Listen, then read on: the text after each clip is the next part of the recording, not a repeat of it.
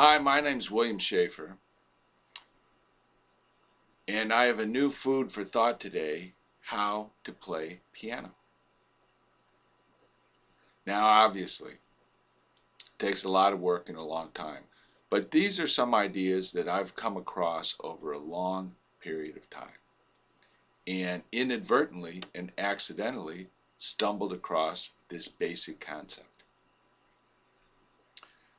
The first basic idea is piano is so big and there are so many ways to play piano that I'm just describing a very small style of piano playing. And that's playing jazz standards, instrumental standards in a club or party situation. Now, it's really important in that situation, and I do not have a perfect ear. I do not have perfect recall. I cannot play 10,000 songs just out of my memory. I have to work very hard. And I've developed this style. It's based on a style my father taught me of playing from fake music. And also from playing the boogie woogie. And that's the basic idea. Most piano players play piano and sing. And so when they're playing piano, they do one of these kind of alternating bass chord things with their hands, and then they sing the melody.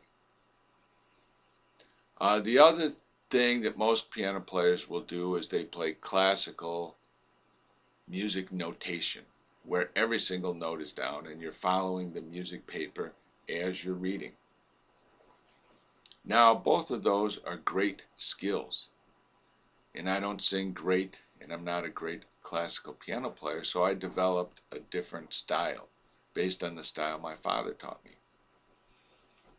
And the first thing is the boogie woogie, and that involves a regular bass line of an alternating pattern with the thumb and little finger that is similar to that alternating pattern that a lot of singers do with their two hands.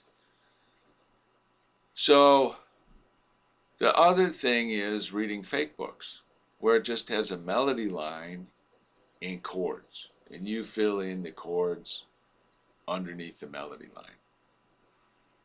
Now, when I started playing piano, after I took lessons, what I started doing was just jamming on the blues or a boogie woogie, where I would have a bass line and I would just improvise the melody.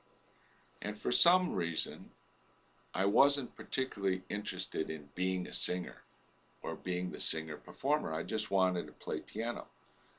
I was kind of a loner who was very busy working at school, and piano for me was just kind of an intriguing thing to do. I would sit and diddle at the piano. And I was not encouraged in high school, really in any degree whatsoever, to continue noodling and doodling on the piano. But here's my idea. Later on in college, we'll get to the idea. The idea is just play the piano. Take the learning, take the school, learn to read notes, learn the chords, learn the theory, but just play. Later on, when I was in college, I went to a performance. I think Neely Bruce was the composer, and he was writing what was supposed to be an American songbook. But he was quoting old stride piano players in the talk I heard. And he said there were old stride piano players that would just read the newspaper while they played piano. And he practiced doing that. And that was a long time ago. And that gave me an idea of just to keep playing piano. And what happened, because I didn't sing, I had to put the melody in this hand and the bass in this hand. And slowly over time, I learned to separate my hands. And that's the important thing in playing piano. You have to have your hands function as independently as possible. So you can have one simple syncopated rhythm in your left hand and other contrary types of rhythms in your right hand, but they all fit together perfectly without you stumbling. Now, there are two hindrances to doing this, and I avoided both of those accidentally. The one is playing from sheet music, because sheet music forces your hands and your mind and your consciousness to all work together. You're playing it all together off of the paper. And the other type is singing, because you will tend to think of your voice as one thing and the piano as another thing, and you're just playing on the piano accompanying it. But to be a piano player, you really need to develop this separation of function. And I would advocate, don't ever sing and don't ever play written music. Either just improvise on little things you do yourself over and over again. The first 3 years that I played piano after I quit taking lessons, I think I played the same one song or two songs. I played a alternating 2-chord song, and I played the blues. And that was it for 3 years. I didn't play anything except 2 songs. But don't play from music and don't sing. And slowly over time, you will develop this separation of function between your hands that makes the music more interesting. Also, learn as much as you can about theory and about music theory.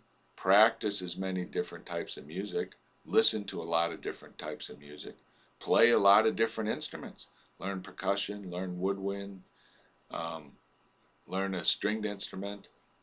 Many instruments as you can will enhance your piano repertoire. Learn different culture styles of music that aren't even in the Western tradition. But the most important thing of how to play piano is just play piano. Have fun. Just do it. Just start banging away. And you will learn and you will get better. My further suggestion is avoid reading formal scores of music and avoid singing and playing unless you want to be one of those type of performers. But if you just want to be a jazz nightclub piano player, just play the piano, don't read music, and be very, very, very patient because it will take a very, very long time. So you gotta love it. You gotta love playing piano because the love is going to make you keep doing it. And the joy of making music is going to keep you doing it. Don't play piano to get a result of money or fame or success or popularity. Play piano because you love playing piano. That's it. Good luck. Thank you, and leave your comments below.